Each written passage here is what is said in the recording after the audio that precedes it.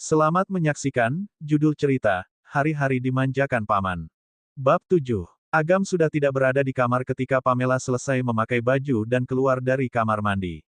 Dia tidak terlalu peduli kemana pria itu pergi. Toh, mereka berdua hanya hubungan kerja sama. Ketika waktu 3 bulan habis, mereka akan berpisah dan tidak akan saling mengganggu satu sama lain. Setelah mengunci pintu kamar, Pamela langsung tertidur. Keesokan paginya, Pamela dibangunkan oleh suara pelayan keluarga Dirgantara yang mengetuk pintu kamarnya. "Nona, Tuan Muda memintaku untuk membawakan pakaian." "Untuk Nona." "Nona." Suara itu sangat berisik. Pamela belum tidur hingga puas. Namun, sebagai orang yang menumpang di rumah orang lain, dia tidak punya pilihan selain bangun. Dia terpaksa harus bangun dan membuka pintu, lalu menerima baju yang dibawakan oleh pelayan itu. Setelah mandi dan mengganti pakaiannya, Pamela keluar dari kamarnya untuk mencari makan. Tiba-tiba, sebuah baskom berisi air dingin dengan bau amis mengguyur tubuhnya. Pada saat yang sama, suara ejekan dan cemoohan terdengar dari sekelilingnya. Pandangannya kabur karena guyuran air kotor. Setelah air kotor itu menetes selesai dari kepalanya, dia baru melihat apa yang ada di depannya. Di hadapannya ada seorang gadis asing seusianya yang berdandan cantik. Dia berjalan mondar-mandir dengan senyum menghina dan angkuh. Beberapa pelayan keluarga Dirgantara mengelilingi gadis itu seperti pengawal. Salah satu pelayan memegang baskom kosong, tampaknya air kotor di dalam sudah disiram ke tubuh Pamela. Pamela mengerutkan kening sambil menyeka bulu matanya yang basah. Dia menatap gadis asing itu dengan tenang, lalu bertanya, "Siapa kamu? Kenapa kamu menyiramku?" Olivia memakai warna lipstik terbaru, lalu dia mendongak dengan sikap angkuh. "Aku adalah nona besar di keluarga ini, namaku Olivia Dirgantara. Agam adalah kakakku." "Ternyata adiknya Agam." Pamela mengerutkan alisnya sambil berkata, "Terus, kenapa kamu menyiramku?" Olivia berdecak sinis, menatap Pamela dengan tatapan merendahkan. "Air tadi memperingatkanmu untuk mengetahui posisimu sendiri. Jangan kira menikah dengan kakakku, kamu akan menjadi nyonya muda keluarga Dirgantara. Kamu belum pantas." Pamela mengerutkan keningnya. "Bagaimanapun juga aku ini istri kakakmu, kakak iparmu. Enggak. Pantas kamu memperlakukanku seperti ini, kan?" Olivia menjawab sambil tertawa, "Kakak ipar. Cih, jangan merasa dirimu dihargai. Tadi malam, kakakku saja nggak tidur di kamarmu. Di malam pernikahan tidur sendirian, tapi masih berani menyebut dirimu sebagai istri kakakku. Sekadar informasi, kakakku menikahimu cuma buat menghibur kakekku. Setelah kakekku sembuh, kamu harus segera keluar dari keluarga Dirgantara." Pamela kehabisan kata-kata. Ternyata begitu. Pantas saja paman aneh itu buru-buru menikah. Olivia memperingatkan lagi, "Jangan terobsesi untuk bergantung pada kakakku. Kakakku nggak akan pernah menyukai wanita sepertimu. Di sini statusmu bahkan lebih rendah dari pelayan, bisa dibilang panggilan, nyonya muda, itu hanya panggilan saja, nggak ada artinya di keluarga Dirgantara. Saat kakakku pergi, aku yang bertanggung jawab di rumah ini. Kamu harus mematuhi aturanku. Mengerti?" Pamela mengangguk patuh. "Ya, aku akan mengingatnya." Melihat Pamela terlihat seperti pengecut, hati Olivia sangat senang. "Bagus kalau kamu sadar diri. Mulai sekarang, kamu jangan banyak tingkah. Ayo pergi. Aku ada janji manikur hari ini." Seharusnya orang manikurnya sudah mau sampai. Saat mengatakan hal itu, Olivia siap untuk pergi dengan para pelayan di sekelilingnya. "Tunggu dulu." Namun, Pamela memanggilnya. Olivia berhenti melangkah dan menoleh dengan tidak sabar. "Kenapa? Kamu mau protes?" Pamela tersenyum. "Bukan, hanya saja, Nona Olivia. Aku baru datang dan belum mengerti peraturan apa yang kamu bicarakan. Bisa jelaskan dulu. Aku ingin mengingatnya biar bisa mematuhi perintahmu dengan baik." Olivia terdiam sejenak, lalu tertawa mengejek. "Wanita miskin sepertimu benar-benar cukup pandai mengamati kondisi saat ini. Baiklah, karena kamu Fang minta, aku akan memberikan gambarannya. Dengar, selama kamu berada di sini, kamu jangan banyak bertingkah. Itu, tunggu sebentar." Pamela terlihat bersungguh-sungguh meminta nasihat, "Nona Olivia, ingatanku nggak bagus. Tolong bicara perlahan denganku di kamar. Aku ingin mengambil pulpen dan kertas, biar bisa mencatatnya secara rinci." Sungguh merepotkan. Olivia memang merasa dia merepotkan, tetapi tidak melewatkan kesempatan ini untuk menetapkan aturan. Jadi, dia dengan enggan mengikuti Pamela ke dalam kamar. Tak disangka, Pintu kamar tiba-tiba tertutup rapat ketika Olivia masuk. Pintu terkunci. Beberapa pelayan yang tidak sempat mengikuti Olivia masuk ke dalam kamar pun mematung di depan pintu. Mereka terdiam sejenak. Detik berikutnya, mereka mendengar jeritan Olivia yang menyedihkan dari dalam kamar dan buru-buru mengetuk pintu. Nona, Nona, Nona kenapa? Begitu Olivia memasuki kamar, rambutnya ditarik oleh Pamela dan diseret ke kamar mandi. Dia berteriak ngeri, apa yang kamu lakukan? Lepaskan aku. Pamela menjambak rambut Olivia dengan satu tangan dan mencengkeram pergelangan tangan Olivia yang lasak itu. Dengan tangan yang lain, lalu bertanya, katakan, air apa yang kamu siramkan padaku barusan? Pamela yang saat ini benar-benar sangat jahat, seolah-olah sikap patuh dan jujur yang baru saja dia tunjukkan hanyalah halusinasi. Seketika, Olivia tidak bisa menahan rasa dingin di tulang punggungnya. Itu air bekas cucian ikan di dapur. Oh, begitu. Pamela mengatupkan bibirnya. Detik berikutnya, dia menekan kepala Olivia ke dalam kloset. Olivia, gluk, gluk, gluk. Setelah 30 detik, Pamela menarik kepalanya, lalu dia bertanya dengan datar, bagaimana perasaan Nona Olivia? Wajah Olivia menjadi pucat. Dia berkata dengan marah, beraninya kamu melakukan ini padaku. Kamu.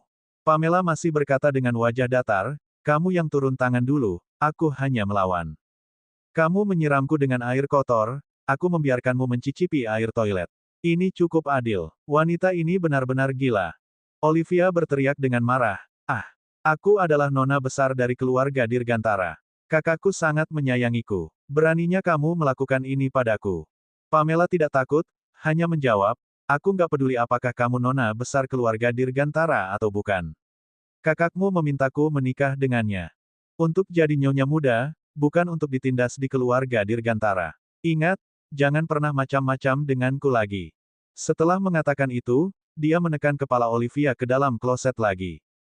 Kemudian, Pamela melambaikan tangannya. Olivia segera menengadahkan kepalanya dengan napasnya yang terengah-engah. Olivia juga menangis karena jijik. Mana pernah dia mengalami penghinaan seperti ini? Dia berjongkok di depan kloset untuk muntah, lalu dia mengertakkan gigi sambil berkata, Pamela, kamu, tunggu saja. Aku akan membiarkan kakakku menceraikanmu. Pamela terkekeh. Benarkah? Baguslah kalau begitu. Aku berterima kasih dulu pada Nona Olivia karena sudah membantu kami cerai. Melihat Pamela tidak khawatir atau takut sedikit pun, Olivia merasa seolah-olah ancamannya tidak berbobot. Bisa dibilang, dirinya terlihat lemah di depan Pamela. Setelah menarik Olivia berdiri, Pamela juga menyeretnya keluar dari kamar. Lalu Pamela segera melepaskan pakaiannya yang amis dan kotor, baru mandi. Pamela tidak ada pakaian lagi, jadi dia hanya bisa keluar dengan berbalut handuk. Lalu, dia melihat ponsel yang berada di meja menyala. Pamela berjalan ke sana untuk mengangkat telepon. Suara rekan kerjanya, Vanda Waskita, terdengar sangat cemas, Pamela, gawat. Cepat datang ke perusahaan. Sesuatu yang besar telah terjadi. Bab 8. Telepon ditutup dengan tergesa-gesa. Pamela hanya mendengar suara panggilan berakhir bahkan sebelum dia sempat bertanya. Dia tidak punya pakaian lain yang bisa dikenakan. Membuka lemari pakaian, dia melihat bahwa lemari pakaian di depannya penuh dengan pakaian paman aneh. Setelah mengambil kaos putih milik pria itu secara acak dan memakainya, Pamela bergegas keluar dari rumah. Kaos pria itu cukup besar untuknya. Ujung kaos menjuntai sampai ke lutut, sehingga tidak akan terlihat aneh jika dipakai sebagai pakaian kasual yang kebesaran. Perusahaan Quentin. Pamela sedang absen dengan menempelkan sidik jarinya pada pemindai. Tiba-tiba, Vanda yang wajahnya penuh tekanan berlari menghampirinya. Pamela, akhirnya kamu datang juga. Pak Dikra minta kamu datang ke ruangannya. Siapkan mentalmu. Pak Dikra mencariku. Pamela jarang sekali melihat Vanda setegang ini. Jadi, dia bertanya, apa yang terjadi? Vanda melirik ke kiri dan ke kanan untuk memastikan tidak ada orang di sekitar sebelum dia menghampiri Pamela dan berbisik pelan kepadanya, hari ini semua komputer di perusahaan terserang virus. Sistem lumpuh total dan semua dokumen penting. Internal perusahaan hilang. Pamela mengerutkan kening, lalu menimpali, apa hubungannya denganku? Kalau komputer rusak, mereka harus mencari teknisi untuk memperbaikinya. Vanda berkata dengan khawatir, teknisi sudah mengatasinya. Intinya, Bianca melaporkan kepada Pak Dikra kalau kamu mengunduh permainan di komputer perusahaan, jadi semua komputer perusahaan terkena virus. Selain itu, hari ini Pak Patra mengundang pimpinan tertinggi untuk memeriksa proyek baru perusahaan.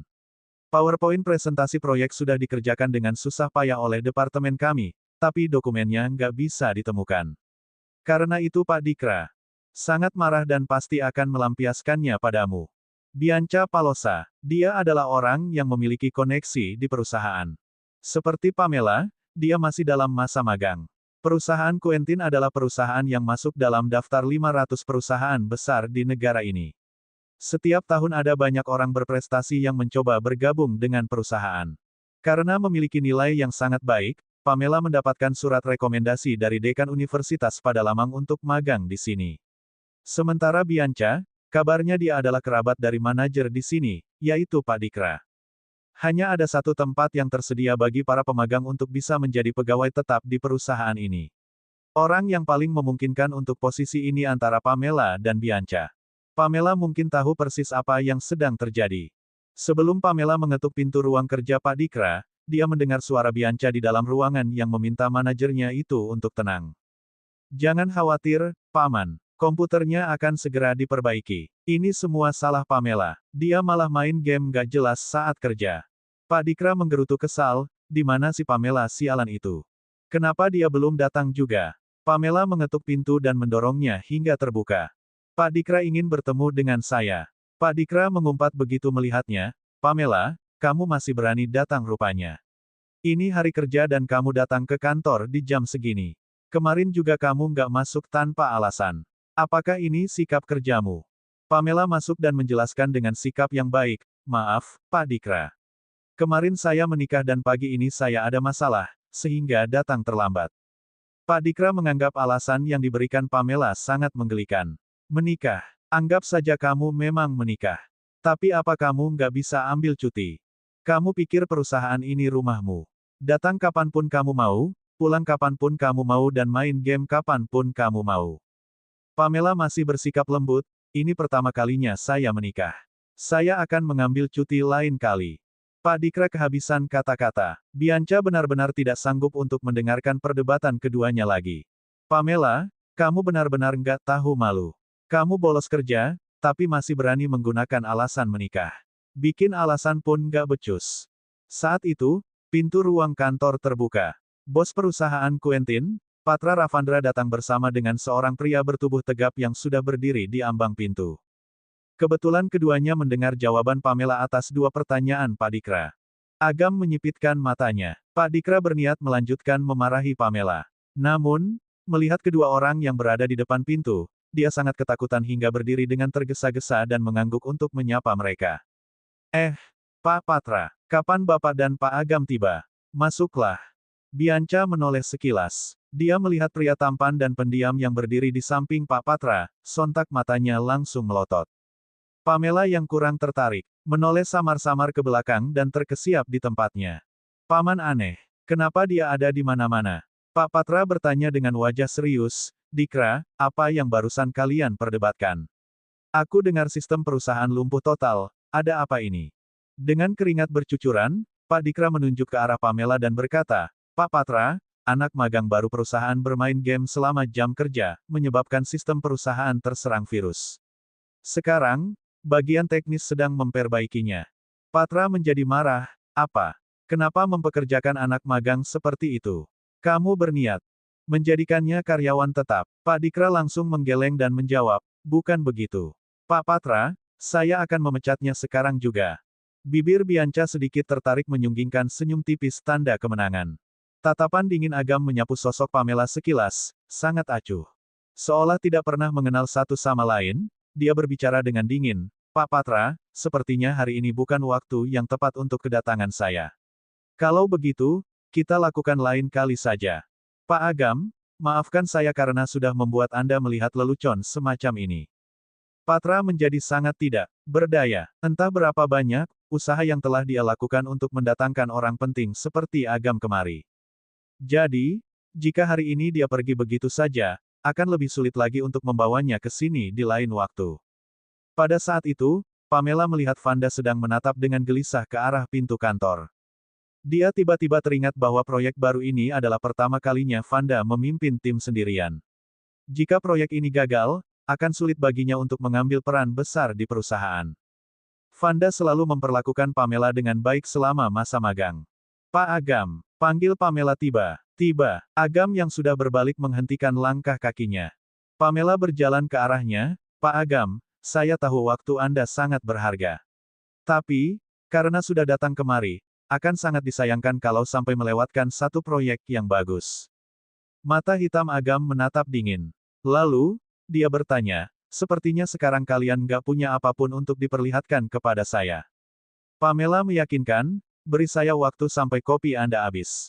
Saya pasti akan menampilkan PowerPoint rencana proyek baru ini kepada Pak Agam untuk dipresentasikan. Patra dan Pak Dikra menatap Pamela dengan tatapan tidak percaya.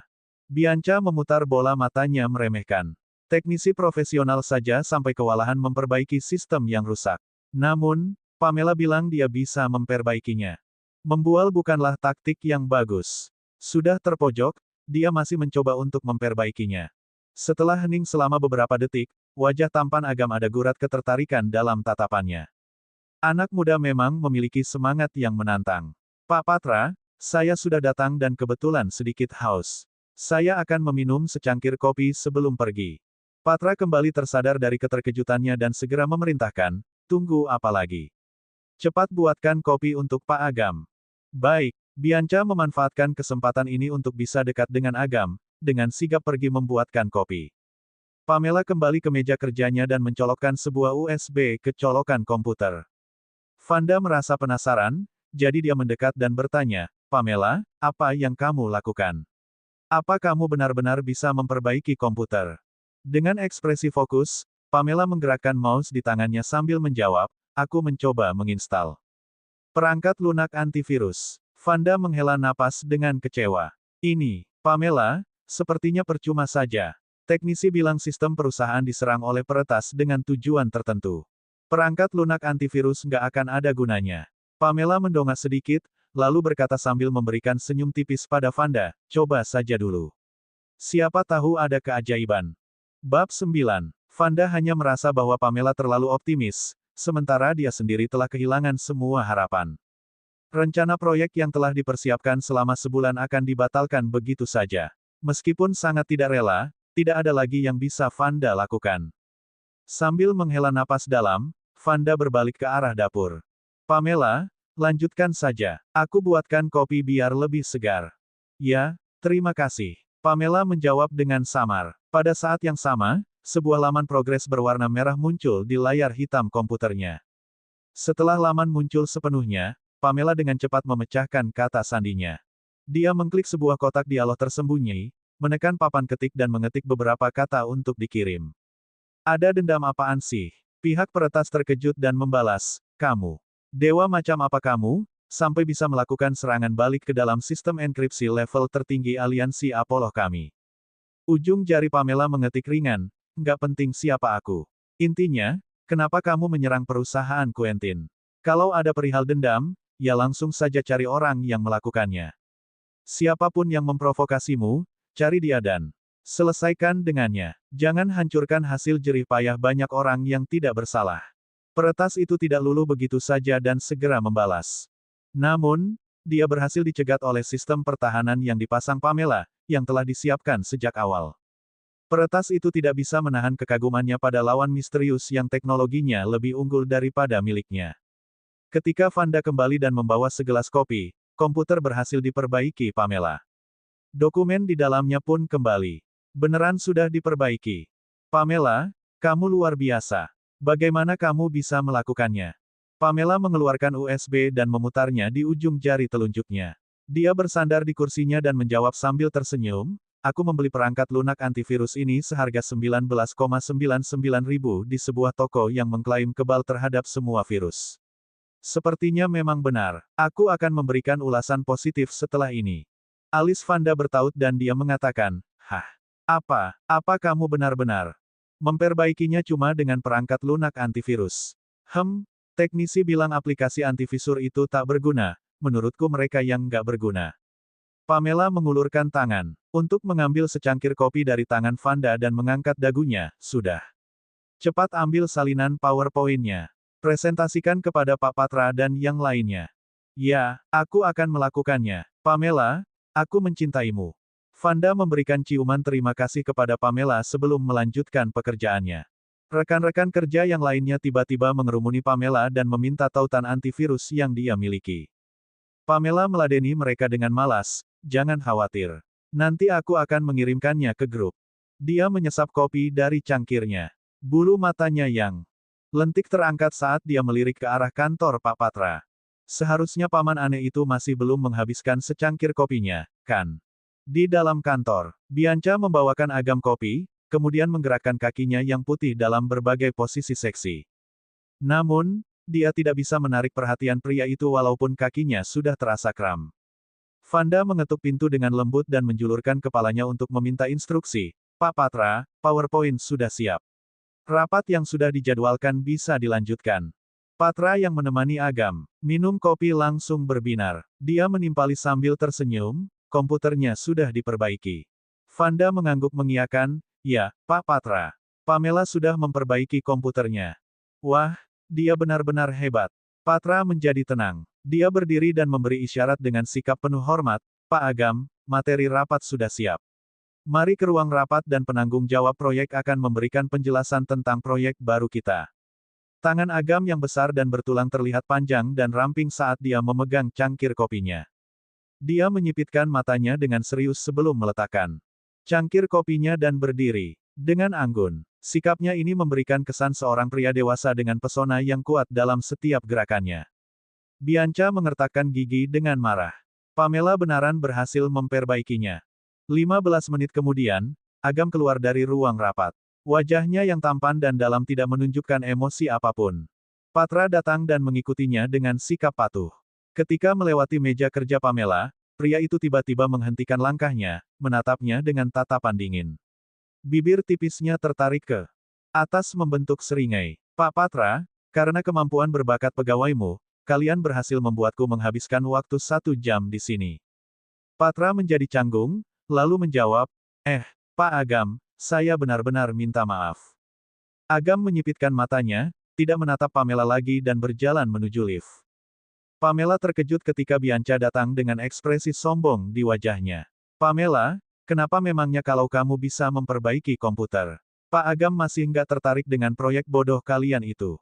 Mengabaikan Bianca, Pamela menoleh ke arah Vanda yang baru saja kembali dari ruang rapat, lalu bertanya, Vanda, apa yang terjadi?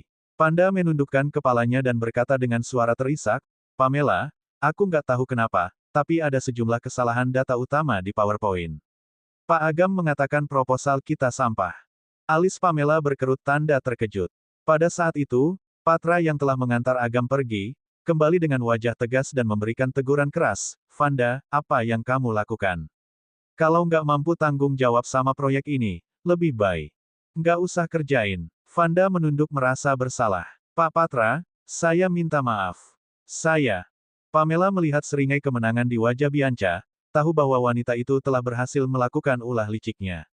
Pak Patra, kesalahan PowerPoint tidak ada hubungannya dengan Vanda. Komputer sudah diperbaiki, tapi virus merusak sebagian dari data yang ada di dalamnya. Karena itulah data PowerPoint menjadi kacau.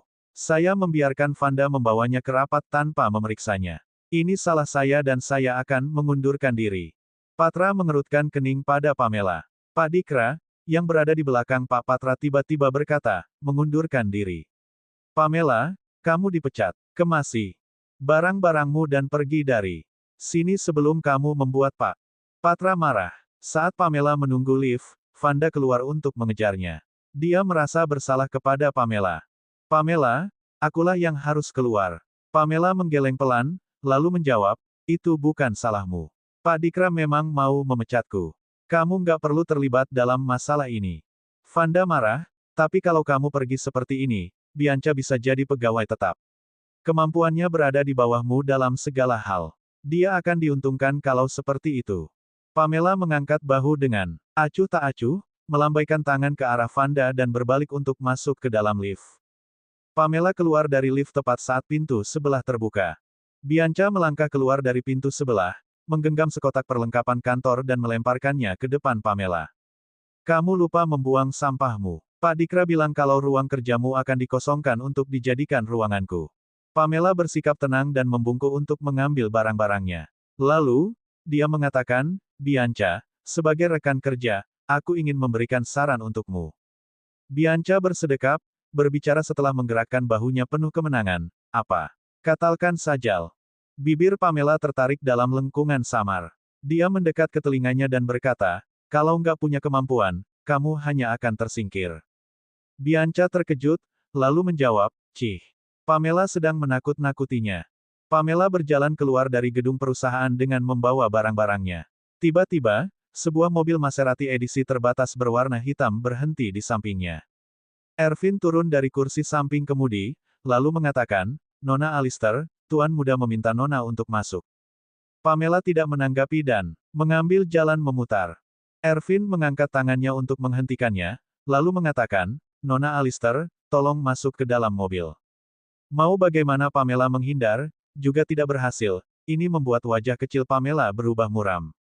Dia dengan terpaksa masuk ke dalam mobil.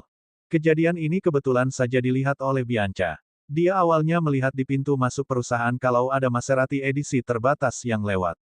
Jadi, dia keluar untuk melihat-lihat. Namun, dia tidak menyangka Pamela benar-benar masuk ke dalam mobil itu. Mata Bianca melotot. Apa yang terjadi? Itu adalah Maserati edisi terbatas. Bagaimana Pamela bisa masuk ke dalam mobil mewah seperti itu? Apakah dia pantas diperlakukan begitu? Bab 10. Bianca melihat Maserati mewah itu melaju dan hatinya merasa cemburu. Dia kembali ke kantor dan memberitahu rekan-rekannya. Apa kalian tahu? Pantas saja Pamela pergi tanpa beban. Ternyata dia jadi simpanan orang kaya dan gak peduli dengan pekerjaan ini. Menjadi simpanan. Rekan-rekan kerja menjadi sangat ingin tahu apa yang sedang terjadi. Jadi, mereka mendekat dan menanyakan situasinya kepada Bianca. Bianca melebih-lebihkan penjelasannya dengan mengatakan, aku berbaik hati mengantarkan barang Pamela yang ketinggalan. Tapi, aku malah melihatnya masuk ke mobil mewah edisi terbatas. Di dalam mobil itu ada pria tua dan Pamela langsung duduk di atas pangkuan pria itu begitu masuk ke dalam mobil. Gerak-gerik mereka sangat ambigu. Pria tua, berapa umurnya? Bianca menjawab, sekitar 60 tahun. Ya ampun, 60 tahun itu seusia kakeknya. Aku nggak ngangka kelakuan Pamela akan semurah. Cekak, jangan cuma menilai seseorang dari penampilannya. Vanda tidak tahan mendengar lebih lanjut isi pembicaraan mereka. Dia berdiri dan membalas dengan lantang, Bianca, jangan bicara omong kosong. Pamela bukan orang seperti itu. Bianca mencibir, aku bicara omong kosong. Aku melihatnya dengan mata kepalaku sendiri. Kalau nggak percaya, kamu bisa lihat rekaman kamera pengawas perusahaan untuk memastikan apakah Pamela masuk ke mobil Maserati edisi terbatas atau tidak di pintu masuk. Vanda terdiam karena jengkel. Bagaimana mungkin dia memiliki wewenang untuk memeriksa rekaman kamera pengawas perusahaan? Jelas-jelas Bianca yang mencelakai Pamela. Dia juga sudah membuat Pamela dipecat dari perusahaan, tetapi masih ingin melabeli Pamela dengan penilaian buruk. Benar-benar kejam. Karena tidak bisa mengalahkan Bianca, Vanda menahan emosinya dan duduk untuk melanjutkan pekerjaannya. Namun pada saat itu, dia menemukan sesuatu di komputernya dan berkata, Hei. Apa ini? Kenapa ada dokumen aneh di desktop komputerku? Seorang rekan kerja yang lain menimpali, di komputerku juga ada dokumen tambahan. Nggak tahu isinya apa. Aneh. Di komputerku juga ada. Buka saja dan lihat isinya. Setelah semua orang membuka dokumen itu dan melihatnya, area kantor menjadi hening. Pandangan aneh, jijik dan mencemooh terus-menerus dilayangkan ke arah Bianca. Bianca merasa terganggu dengan tatapan dari rekan-rekannya. Kenapa kalian menatapku seperti itu? Vanda berdiri dan berkata lebih tegas dari yang sebelumnya, Bianca, ternyata orang yang bermain game di tempat kerja itu kamu sendiri. Kamu itu biang keladi yang membuat komputer perusahaan diretas. Bianca tertegun dan menjawab tanpa mau mengakuinya, Vanda, jangan bicara omong kosong. Aku akan menuntutmu atas pencemaran nama baik kalau kamu bicara tanpa bukti. Vanda memegang bukti di tangannya dan berkata dengan wajah datar. Aku bicara omong kosong. Kamu menipu teman gamemu biar bisa dapat peralatan game, kan? Setelah dapat apa yang kamu mau, kamu memblokirnya. Kamu nggak sadar kalau dia peretas profesional dan langsung meretas komputermu. Bahkan sistem perusahaan juga ikut diretas. Kamu malah menyalahkan Pamela. Bahkan PowerPoint yang salah dalam rapat hari ini diutak-atik olehmu saat aku nggak memperhatikan. Buktinya ada di komputer. Peretas sudah mengumpulkan semua perilaku burukmu ke dalam satu dokumen dan meninggalkannya di komputer. Kita punya salinannya. Apa? Bianca menghadapi tatapan aneh dari rekan-rekannya dan merasa lemas. Dia panik, kembali ke meja kerjanya dan melihat dokumen tambahan di desktop komputernya. Itu adalah tangkapan layar dari riwayat obrolan dengan teman gamenya, serta video pengawasan yang menunjukkan saat dia diam-diam mengutak-atik PowerPoint. Bagaimana ini bisa terjadi? Pak Patra keluar dari ruangannya dengan wajah muram. Dia berkata dengan marah, siapa yang bernama Bianca? Kenapa ada karyawan pembawa sial sepertinya di perusahaan? Suruh dia berkemas dan keluar. Wajah Bianca pucat bukan main. Jangan bilang dokumen itu juga muncul di komputer Pak Patra. Pak Dikra mendengar teriakan marah Pak Patra juga bergegas keluar ruangannya dengan raut wajah yang terlihat sangat panik. Ketika Bianca melihat Pak Dikra, dia segera berlari menghampiri untuk meminta bantuan, Paman, tolong bantu aku. Pak Dikra menatap Bianca dengan tatapan tajam, mendorongnya menjauh dan mengabaikannya. Dia ingin sekali menyingkirkan kerabat yang menghancurkan pekerjaannya saat ini juga. Akhir dari masalah ini, semua gaji Bianca dipotong. Dia dipecat dan dibuang begitu saja. Memang benar kalau orang jahat akan selalu mendapatkan balasannya. Vanda sangat senang. Dia mengeluarkan ponselnya dan mengirim pesan ke Pamela. Pada saat ini, di kursi belakang mobil Maserati edisi terbatas yang melaju perlahan. Pamela duduk sangat dekat dengan pintu mobil sambil memegang barang-barang pribadinya. Di sebelahnya duduk suami barunya, Agam. Namun, sejak Pamela masuk ke dalam mobil, Agam tidak mendongakkan kepalanya, bahkan tidak menoleh ke arahnya. Dia hanya menatap tajam ke arah ponselnya dengan ekspresi acuh tak acuh. Ponsel Pamela berbunyi. Pamela meletakkan kotak di pelukannya dan mengeluarkan ponselnya. Dia mendapat line dari Vanda yang memberitahukan kalau Bianca sudah dipecat dan Pak Dikra ditegur keras oleh Pak Patra. Pamela mengerutkan bibirnya, tidak terkejut. Setelah peretas itu memberitahunya alasan menyerang sistem perusahaan Quentin, dia hanya memberikan satu nasihat kepada peretas itu. Dia memberinya saran agar menyerang dengan tepat dan tidak mengorbankan orang yang tidak bersalah. Bianca pantas mendapatkan balasan ini atas kesalahan yang dia lakukan. Pamela tanpa sadar menyilangkan kakinya setelah membalas pesan Vanda. Kedua kakinya yang putih dan jenjang disilangkan. Dia hanya mengenakan kaos besar milik Agam. Karena duduk, ujung kaos yang dia kenakan sedikit terangkat. Cahaya matahari masuk melalui jendela mobil, jatuh di kulitnya yang putih, membuatnya terlihat makin memesona. Bahkan pantulan dari kulitnya itu terlihat begitu memukau. Seakan terkena pantulan silau cahaya itu, alis pria yang duduk di samping Pamela sedikit terangkat. Garis pandangannya melirik ke kaki panjang dan ramping di sebelahnya. Kalau dibandingkan dengan kakinya, kaki Pamela benar-benar terlalu kecil dan kurus.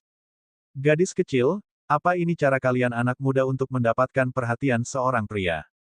Pamela menatap Agam dengan tatapan tidak mengerti, lalu bertanya, apa? Paman, aku bahkan gak melakukan apapun.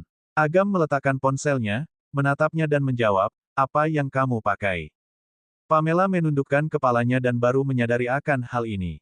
Dia menjawab, oh, ini bajumu, Paman. Karena pakaian yang diberikan pelayan tadi pagi kotor dan gak bisa dipakai lagi, aku terpaksa harus pakai bajumu. Pria itu menopang dahinya dengan satu tangan, menjawab dengan alis sedikit berkerut, sudah dapat izin dariku. Pamela mendelik, lalu menjawab kesal, apa aku harus meneleponmu dan minta izin untuk pakai satu pakaian di lemarimu? Kamu orang kaya, kenapa pelit sekali? Lagi pula, dia tidak memiliki nomor telepon Agam. Bagaimana dia bisa meminta izinnya? Urat nadi Agam terlihat menonjol di dahinya. Dia menjawab, apa katamu? Pamela tersenyum tipis, lalu menjawab, maksudku, apa orang tua seperti Paman ingin melihat berita tentang istri barumu berjalan dengan baju tipis di jalanan setelah 1 hari menikah? Agam kehabisan kata-kata. Orang tua, apa dia sudah setua itu? Mata hitam Agam sedikit menyipit, lalu dia menjawab, bagaimana kalau aku bilang aku nggak peduli? Pamela menggertakkan giginya geram, lalu menjawab, kalau begitu, aku akan melepaskannya dan mengembalikannya padamu sekarang juga.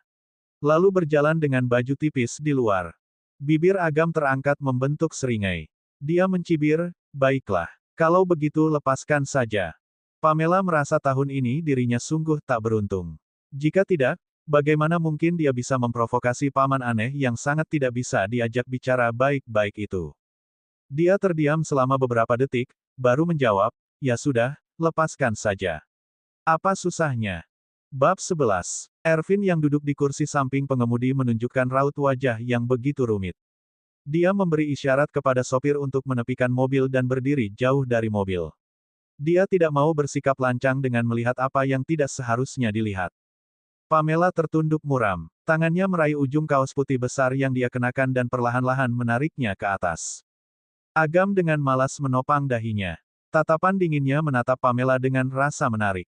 Perusahaan Quentin. Manajer umum, Dikra Sambada ditegur keras oleh Pak Patra karena melakukan perekrutan karyawan secara tidak tepat dan membiarkan kerabatnya bekerja di perusahaan dengan melewati pintu belakang. Pak Patra juga memberinya kesempatan terakhir. Jika dia tidak dapat menemukan cara untuk memulihkan kerugian hari ini, bahkan mengakibatkan proyek tersebut tidak dapat mencapai syarat untuk bekerja sama dengan perusahaan Dirgantara, dia harus meninggalkan perusahaan dengan Bianca si kerabatnya yang bodoh itu. Dikra pun cemas. Dia pergi dan menghubungi relasinya untuk memikirkan cara penyelesaian. Tepat ketika dia sedang dilanda kekhawatiran tentang bagaimana cara mempertahankan pekerjaannya, dia tidak sengaja melihat mobil Pak Agam yang diparkir di pinggir jalan. Pak Agam belum pergi jauh. Tuhan benar-benar memberkatinya. Dia bisa menggunakan kesempatan ini untuk menjelaskan kepada Pak Agam alasan rencananya gagal. Dengan begitu, masalah tadi bisa teratasi. Memikirkan hal ini, Dikra buru-buru memarkir mobilnya tak jauh dari situ, lalu dia keluar dari mobil dan berlari menuju mobil Maserati edisi terbatas berwarna hitam di depannya. Maserati edisi terbatas ini memiliki kaca film sangat gelap. Dari luar tidak bisa melihat ada orang di dalam mobil atau tidak. Dikra dengan hati-hati bertanya melalui jendela mobil, Pak Agam, apa Anda ada di dalam mobil, Pak Agam? Mobil kelas atas itu memiliki sistem kedap suara yang sangat baik, sehingga suara Dikra tidak bisa terdengar. Apakah tidak ada orang di dalam mobil? Pak Agam tidak ada di dalam mobil, iya. Kemana dia? Dikra melihat sekeliling, memang tidak ada siapapun di sekitar. Jadi, dia meletakkan tangannya di penarik pintu mobil dan mencoba menariknya. Saat ini, di dalam mobil, wajah Agam dingin dan datar. Dia tidak berniat untuk mengampuni Pamela. Pamela juga tidak mau mengalah pada pria tua itu. Tadi pagi dia diganggu oleh adik pria ini. Sekarang, jika dia tidak menunjukkan ketangguhannya, bukankah dia akan ditindas oleh keluarga Dirgantara selama 3 bulan ini? Pamela menggertakkan giginya, lalu menyingkapkan kaosnya ke atas. Untungnya, dia mengenakan baju bertali satu di balik kaos milik Agam. Meskipun baju bertali satu itu tipis, tidaklah terlihat seksi. Agam yang terkejut mengerutkan alisnya. Wanita ini benar-benar berani. Melepas pakaian di depannya. Tiba-tiba, pintu mobil terbuka. Sinar matahari dan udara dingin menyerbu masuk pada saat yang bersamaan. Sebelum Pamela sempat bereaksi, tubuhnya ditarik dengan keras oleh kekuatan yang kuat. Pandangannya menghitam. Penciumannya menangkap aroma ambergris pria itu yang bercampur dengan aroma tembakau. Seketika, jantungnya berdegup kencang. Agam bereaksi dengan sangat cepat. Seketika, dia meraih jas yang awalnya dilepas oleh Pamela dan menutup tubuh Pamela. Lalu dia memeluk Pamela, dengan begitu tubuh Pamela tidak dilihat oleh orang di depannya. Dikra membuka pintu mobil dan melihat seorang wanita dalam pelukan Pak Agam. Wajah wanita itu dibenamkan di dada Pak Agam. Tubuhnya ditutupi jas milik Pak Agam, hanya kedua kaki putih panjang yang terlihat. Mulutnya ternganga karena kaget. Dia segera bereaksi terhadap kenyataan bahwa dia telah melihat sesuatu yang seharusnya tidak dia lihat. Keringat dingin membasahi punggungnya. Ah, maaf, Pak Agam. Saya memanggil Anda dari luar dan tidak ada yang jawab. Karena itu saya. Agam memeluk erat orang yang ada di pelukannya. Dia menatapnya dengan dingin dan berkata dengan nada ketus. Pergi sana. Dikra segera menutup pintu mobil dan dengan gugup menyeka keringat di dahinya. Dia sungguh panik. Dia sudah mengganggu hal baik yang akan dilakukan Pak Agam, dia benar-benar akan mati kali ini. Pamela dipeluk begitu erat hingga sesak. Dia butuh usaha yang kuat untuk mengeluarkan kepalanya dari jas pria itu, lalu dia bertanya dengan cemberut, Paman, apa yang kamu lakukan? Agam menunduk untuk menatap gadis dalam pelukannya. Di balik bulu matanya yang tebal, sepasang mata wanita itu penuh dengan ketidaksenangan. Dia marah. Jika dia tidak menariknya dan menutupi tubuhnya, tubuhnya akan terlihat orang. Dia tidak malu. Kembali dari lamunannya, Agam melepaskannya dengan wajah cemberut dan memerintahkan dengan serius, kenakan pakaianmu sekarang juga. Kamu sekarang adalah nyonya muda keluarga Dirgantara. Setiap perkataan dan tindakanmu mewakili keluarga Dirgantara. Jangan lakukan hal memalukan seperti membuka baju seenaknya. Memalukan. Bukankah dia yang menyuruhnya untuk buka baju? Pamela tersenyum sinis. Jadi, ini, sudah diizin oleh paman, kan? Sekarang aku boleh pakai baju ini, kan? Agam mengerutkan kening, tetapi dia tersenyum tanpa sadar. Gadis ini benar-benar pendendam. Pakailah. Pamela berdecak dan menjauh untuk kembali mengenakan pakaiannya. Agam tidak menatapnya lagi, hanya memalingkan muka.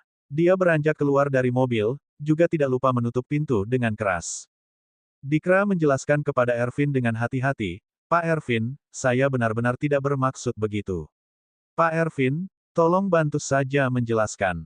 Kepada Pak Agam, Ervin mendengar suara pintu mobil tertutup. Dia mendongak dan melihat Agam berjalan kemari. Tuan muda. Punggung Dikra menjadi dingin. Dia segera berbalik dan membungkuk untuk meminta maaf. Pak Agam, saya minta maaf. Maafkan saya tidak bermaksud membuka pintu dan melihat. Tatapan Agam berubah menjadi dingin. Apa yang kamu lihat? Dikra terdiam dan menggelengkan kepalanya dengan kuat. Saya tidak melihat apa-apa. Tidak melihat apa-apa. Ervin melangkah maju, lalu menundukkan kepalanya untuk meminta maaf.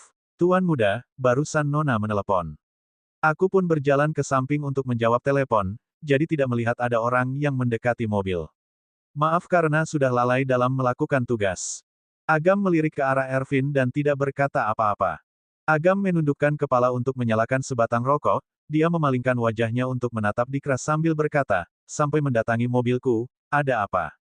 Dikra buru-buru menjelaskan, Pak Agam, saya manajer Dikra dari perusahaan Quentin. Barusan kita bertemu di kantor.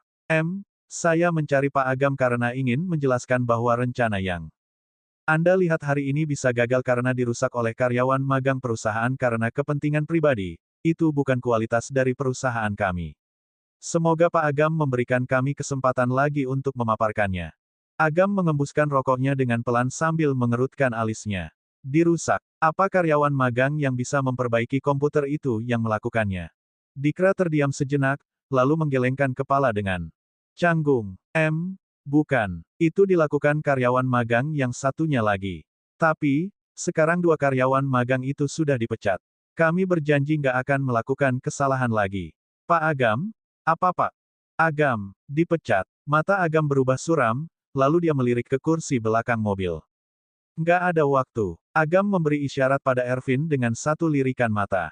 Menyadari kalau gadis itu sudah selesai mengenakan pakaian, dia berbalik dan masuk ke dalam mobil. Dikra mengikuti dengan panik. Pak Agam, proyek ini sangat bagus. Tolong beri saya waktu 20 menit saja. Ervin menghentikan Dikra dengan wajah serius dan memperingatkan, Pak Dikra, tuan muda lagi nggak bisa diganggu.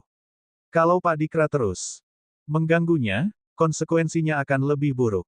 Dikra tertegun dan tidak berani mengganggunya. Dikra mundur ke pinggir jalan dan membungkuk untuk mengantarnya pergi. Maserati edisi terbatas itu perlahan-lahan melaju di depannya. Pak Agam sedang bersama dengan seorang wanita di dalam mobil, pasti tidak punya waktu untuknya.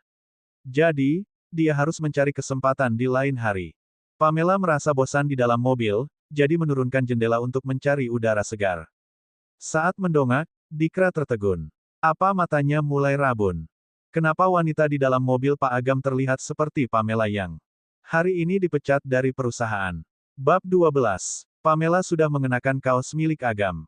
Jendela yang sempat dia buka karena ingin mendapatkan terpaan angin segar perlahan membuatnya merasa sedikit kedinginan. Jadi, dia memakai jas yang dipakaikan Agam ke tubuhnya tadi. Aku dengar Nona Alister kehilangan pekerjaan. Pamela sedang menatap keluar jendela mobil, ke arah pemandangan jalanan yang sepi. Tiba-tiba, dia mendengar suara Agam yang rendah dan dewasa. Pamela tersenyum tipis, lalu mengatakan, ya, itu berkat kerja keras paman. Raut Agam berubah datar saat membolak-balik map di tangannya. Dia kembali berucap, aku sudah memberi kalian kesempatan. Justru kalian yang melakukan kesalahan yang seharusnya nggak kalian lakukan. Menurut standarku, perencanaan seperti itu nggak ada nilai investasinya. Pamela sedikit mengantuk, jadi dia menguap. Oh, aku bukan karyawan perusahaan Quentin lagi. Paman nggak perlu bilang alasannya. Agam mengangkat tangannya dan terus membalik-balik halaman kertas, nadanya terkesan asal. Kalau kamu mau magang di perusahaan, Pak Sopir, tolong menepi di depan. Pamela menyela perkataan pria itu. Dia mendongakkan kepalanya untuk melihat keluar jendela mobil. Matanya berbinar seolah-olah melihat sesuatu. Segera setelah mobil menepi, Pamela membuka pintu dan melangkah keluar. Dengan langkah cepat, dia berlari ke arah tanda pemberhentian bus di depannya dan naik ke bus yang baru saja tiba. Pamela mencari tempat duduk dekat jendela dan duduk di sana. Dia menjulurkan tangannya keluar jendela dan mengacungkan jempol ke arah Maserati di belakangnya. Perlahan, jempol itu berputar 180 derajat ke bawah, tanda merendahkan. Bas perlahan-lahan menjauh sebelum tangan mungilnya ditarik kembali. Pelipis Ervin mengernyit saat dia menyaksikan tindakannya itu.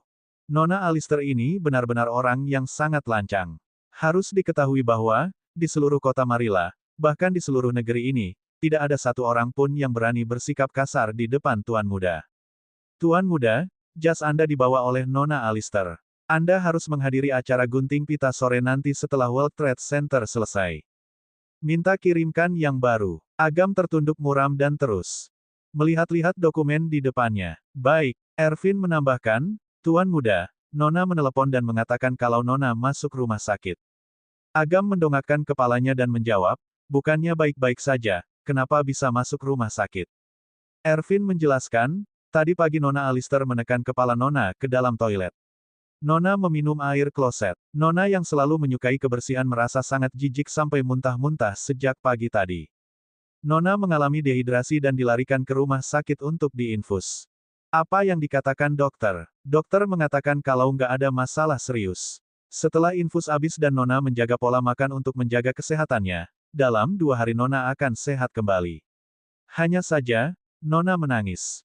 Katanya dia harus memanggil Tuan Muda kembali untuk membantunya memberi pelajaran kepada Nona Alister. Ekspresi di wajah Agam tetap tidak berubah. Dia hanya mengatakan, Olivia selalu dimanjakan oleh neneknya, sulit diatur dan dikendalikan. Meskipun karakter Pamela kuat, dia bukan orang yang akan mengganggu orang lain tanpa alasan. Kali ini, biarkan Olivia menjadikan ini sebagai pelajaran. Dia harus menahan sikap semena-menanya. Biarkan saja. Ervin terdiam, merasa bahwa Tuan Muda sepertinya sangat memanjakan Nona Alister. Setelah memikirkannya, dia menoleh lagi untuk meminta petunjuk. Kalau begitu, hari ini Nona Alister kehilangan pekerjaan. Haruskah kita mengatur pekerjaan untuknya? Agam berkata dengan acuh, nggak perlu. Dalam 3 bulan, awasi saja dan jangan biarkan dia melakukan sesuatu yang mempermalukan reputasi keluarga Dirgantara. Baik, Ervin sempat berpikir bahwa Tuan Muda memiliki perasaan yang berbeda dengan Nona Alister. Namun, ternyata itu hanya prasangkanya saja. Benar juga, Tuan Muda hanya memiliki Nona Kalana dalam hatinya. Perasaan itu tidak berubah selama bertahun-tahun. Namun, karena perseteruan yang terjadi antara keluarga Dirgantara dan keluarga Ganendra, sulit bagi keduanya untuk bersama. Tuan Muda masih melajang karena alasan ini. Itulah sebabnya kakeknya selalu memaksanya untuk menikah. Pamela naik bus, kembali ke kediaman keluarga Alister untuk mengemasi barang-barangnya. Dia harus bekerja sama dengan paman aneh di keluarga Dirgantara selama 3 bulan ke depan. Dia tidak bisa mengenakan pakaian pria itu sepanjang waktu. Begitu masuk ke dalam rumah, Pamela bertemu dengan Jovita yang telah berhenti dari industri hiburan dan terus tinggal di rumah. Jovita yang selalu membanggakan dirinya sendiri di depan Pamela, segera mengambil sikap ketika melihat Pamela kembali. Kamu rupanya. Aku pikir tukang antar makanan yang datang. Pamela tidak mau berbicara dengan Jovita, jadi dia berjalan melewatinya dan langsung naik ke atas. Namun, Jovita terus menghalangi langkahnya. Matanya menatapnya dengan tatapan tidak bersahabat. Pamela, kamu benar-benar pulang pakai baju pria. Kamu nggak pulang semalaman, pastis. Karena pergi dengan pria nggak jelas, kan? Sebelum Pamela sempat menjelaskan, Jovita mulai berteriak. Ayah, ibu, lihatlah siapa yang datang. Lihat apa yang Pamela pakai. Darius keluar dari kamarnya saat mendengar teriakan putrinya. Wajahnya langsung tersentak ketika melihat pakaian pria yang dikenakan Pamela. Pamela, kenapa kamu pakai baju pria? Semalam kamu juga nggak pulang, apa yang kamu lakukan? Wulan yang datang setelah Darius juga menunjukkan ekspresi terkejut. Ini, Pamela, kamu itu gadis yang belum menikah, kenapa pakai pakaian pria? Keluarga Alistair adalah keluarga yang terhormat. Jovita menimpali, ayah, Pamela nggak mau pergi kencan buta dengan pria pilihan ibu, tapi dia sendiri malah pergi sama pria yang nggak jelas dan menghabiskan malam bersama. Kenapa dia bersikap serendah itu? Wajah Darius makin muram. Dia menyalurkan kemarahannya dengan mengatakan, Pamela, jelaskan.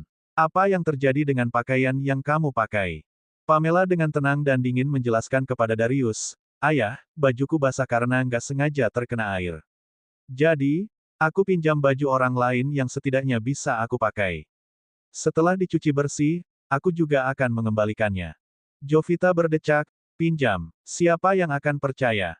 Darius masih curiga. Terus apa yang kamu lakukan sampai nggak pulang semalaman? Pamela menjawab, aku mendapatkan rumah sewa dan tidur di sana. Hari ini aku pulang buat beres-beres barangku yang ada di sini. Mulai sekarang, aku akan pindah. Dia hanya menganggap bahwa kediaman keluarga Dirgantara adalah rumah yang disewanya dalam kurun waktu 3 bulan. Darius mengerutkan keningnya, bertanya bingung, pindah. Kamu mau pindah kemana? Nggak tinggal di rumah, malah tinggal di tempat lain. Wulan menimpali dari sela-sela pembicaraan keduanya, Darius, Pamela nggak akan tinggal bareng pria, kan? Tinggal bersama. Sebelum menikah itu nggak bagus. Kalau dia kehilangan kesucian dan reputasinya, nggak akan ada yang mau menikah dengannya. Reputasi keluarga akan tercoreng. Jovita menimpal dengan sinis, semalam saja nggak pulang dan sekarang pakai baju pria. Kesucian apa yang bisa dia miliki? Darius menatap Pamela dengan tatapan yang makin suram dan penuh kekecewaan. Namun, Pamela menatap Wulan dan Jovita dengan senyum tipis. Terima kasih, Tante Wulan dan kakak atas perhatiannya. Aku hanya orang biasa. Nggak peduli apa yang aku lakukan, nggak ada yang akan mengenalku. Bahkan hanya sedikit kerabatku yang ingat padaku jadi, aku nggak akan bisa mencemari nama baik keluarga Alistair. Sebaliknya, kakak adalah seorang bintang besar dan sangat terkenal. Skandal sekecil apapun bisa menjadi berita hangat. Kakak yang harus menjaga kesucian dan reputasinya. Jangan sampai ada media yang nggak bertanggung jawab, yang menulis kalau kakak jadi simpanan orang kaya atau semacamnya. Mungkin saja nggak akan ada yang mau menikahimu karena hal ini. Kalau sudah begitu, Tante Wulan yang akan cemas dan khawatir. Jovita mengertakkan gigi karena marah, Pamela, siapa yang kamu bilang nggak akan bisa menikah? Pamela melengos, oh, aku lupa. Kakak kemarin sudah menikah. Oh ya, Kak, mana pengantin prianya, Tuan Agam itu? Kenapa? Nggak kenalin aku sama kakak ipar. Mendengar kata-kata itu, suasana seketika membeku. Kemarahan Darius beralih. Dia menatap tajam ke arah Wulan dan Jovita. Pembahasan ini membuatnya marah. Karena pernikahan kemarin, harga dirinya hancur di depan teman dan kerabatnya. Pamela menambahkan, ayah, sebelumnya, karena aku masih sekolah, tinggal di rumah memang nggak masalah. Sekarang, aku sudah dewasa dan punya pekerjaanku sendiri. Aku ingin belajar hidup mandiri. Jangan khawatir, aku nggak akan pernah melakukan apapun yang bisa mempermalukan ayah meskipun aku pindah dari rumah. Darius menoleh ke arah Pamela. Perilaku putri bungsunya jauh lebih baik dibandingkan dengan Wulan dan Jovita yang sudah mempermalukannya. Dia pun melambaikan tangannya dan mengatakan, terserah kamu. Kamu boleh keluar dan tinggal di sana kalau mau, toh rumah ini juga sangat berantakan. Terima kasih, ayah. Pamela menatap Wulan dan Jovita samar-samar, yang saat ini langsung kehabisan kata-kata. Setelah itu, dia berbalik dan melangkah ke lantai atas. Pamela sedang berganti pakaian, tiba-tiba Jovita menerobos masuk. Baru akan marah-marah, tiba-tiba Jovita melihat logo yang tercetak di bagian jas pria yang dilepas Pamela. Apa? Setelan itu ternyata merek mewah, yang merupakan model khusus VIP dari merek ternama kelas tinggi. Bagaimana mungkin Pamela bisa mendapatkan pakaian pria berkelas seperti itu? Cerita bersambung.